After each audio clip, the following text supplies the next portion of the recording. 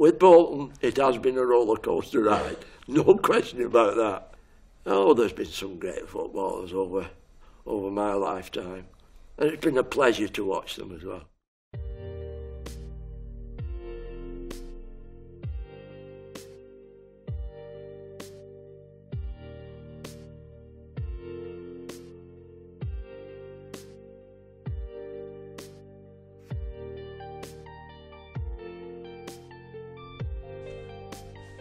I'm Eric Tomlinson. I live in Farnworth, and I've lived there since 1947. I started to support Bolton Wanderers in 1948, so I've been a fan now for 65 years. I've seen all the ups and all the downs.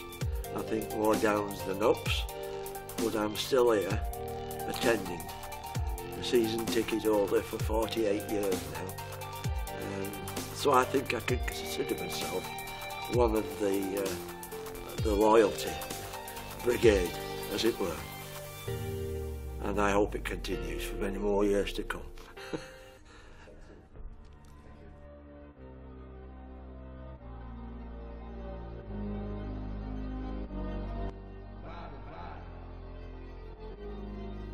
Once you're a supporter of a team, you're always loyal. You might not always show your support, you might not always be at every game, but it's your team. And you'll turn up when needed.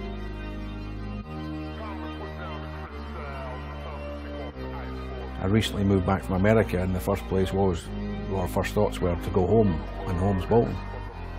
And that might sound strange being Scottish, but Bolton's my home.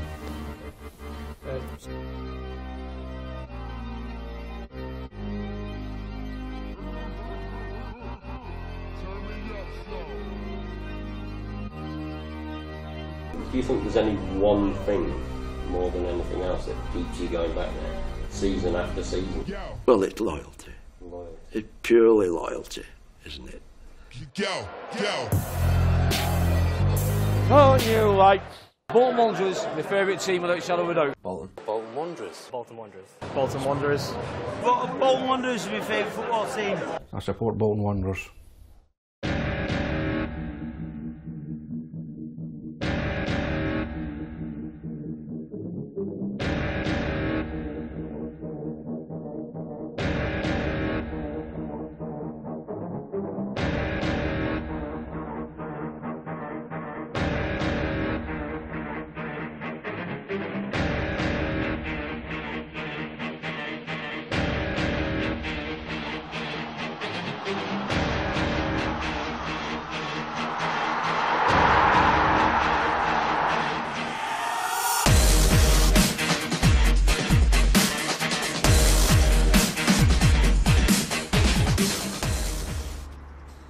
I was born on Manchester Road near the old burning ground. I used to sit on the railway ground in a tree looking at the match. The stewards used to come, they used to find me, they used to kick me off. I was hooked ever since. I first got into football, my brother took me obviously to the Arsenal game in 1979. Took me then, and he took me to the odd games, obviously because I was only young, and went to the odd games at Burnham Park. I used to sit in the, well, I used to stand in the embankment, but I used to stand at the front or sit with my legs through the railings. So it was like the odd games then, and then obviously when I was a little bit older, I started going with my own friends. But my brother first started getting me into football. First visit to Burnham was about 1947-48, just after the disaster. I missed that, fortunately. That was an incident that stuck in most people's minds, and all those people killed, and it was unravelled on the radio at the time. Nobody seemed to know what was happening. It was only afterwards that the full impact of it was seen, really. And from that point on, afterwards, I attended on a regular basis and become a staunch supporter, as it were. My life has always been football orientated, and even my now wife, Paula, when we was just going to the match together. Everything was football.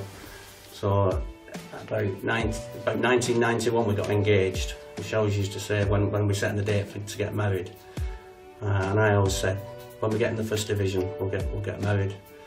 And then in 1995 we went to Wembley playoff final against Reading. So we were 2-0 down Bolton. So all my mates are looking at me, you're not getting married, you're not getting married. So they came back, and obviously they won the game. They won the game 4-3. So for me, in a way, Fabian De Freitas has got a lot to answer for, because he was the man of the match and he turned the game around, and we won 4-3. But we did get married in '97. So that was it was always a thing for that.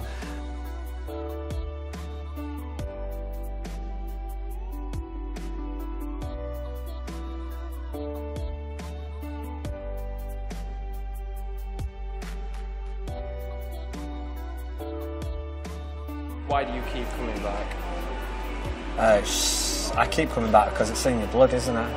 If you're a fan of a football team, you're a fan of a football team. It's who you support. You know, if you look at most Bolton fans' history, I think all like the grandparents and the great grandparents have all been Bolton fans, and I think it's just getting passed down like through generations, really. You know, I think it's a more so a British culture where you're born into it. You're born into be if you live in Bolton or whatever, and your parents support Bolton, your brothers support Bolton, you're born into that, and you're automatically a Bolton supporter, and that's just it. You know, you don't really get a choice no matter when you're younger, and you know, as you grow up, maybe if you make your own decisions, then fine, but initially you're born into it.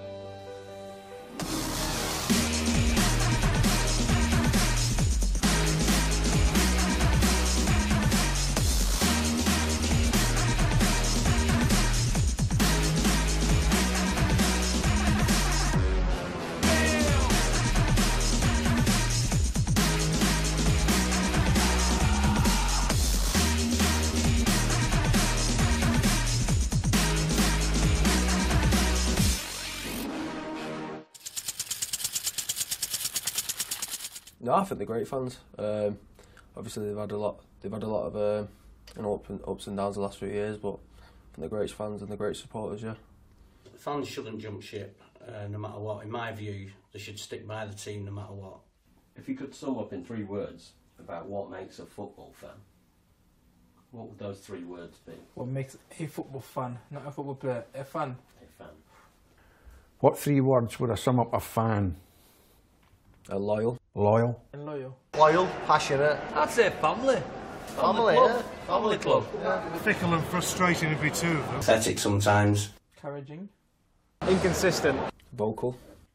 Supporting. Honest. Really honest fans, I think. And loud.